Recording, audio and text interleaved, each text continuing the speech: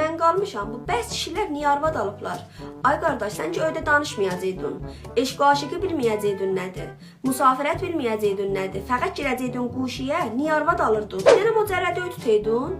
Sənin niyazın var idi bir dənə quşiyə, bir dənə televizyonla kontrolla, bir dənə də yorğan döşəyə. Ənəminə yeyib içmək dəyir. Allahın o davarı da çöldə qarnın bir cür doyurur. Arvadın təvəccüha niyazı var. Arvadla danışarlar. Nəinki 3 saatla girərlər quşiyə. Öylənməmişdən qabaq nənələr deyirlər ki, oğlumuz öyrənsəydi, əl-ayağı yığışardı öşüyünə. Arvadımın əxlaqını tapardı.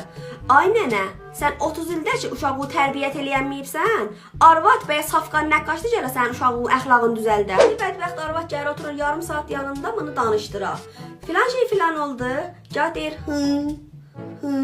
Ay qardaş, danışda nədir? Bir batman başının əvəzinə bir miskal dili ilə cavab vercinən. Ondan deyirlər, filan kəs qaldı öydə turşuda, ərə getmədi. Ay bədbəxt, sənlə mən turşumuşuq. Qalmışıq bu 4 duvarda, pişir, tüşür, ütülə, uşaq saxla, uşağa müəllim ol. O sən dediğin turşumuş da Türkiyədən vursun, dobaya geçsin.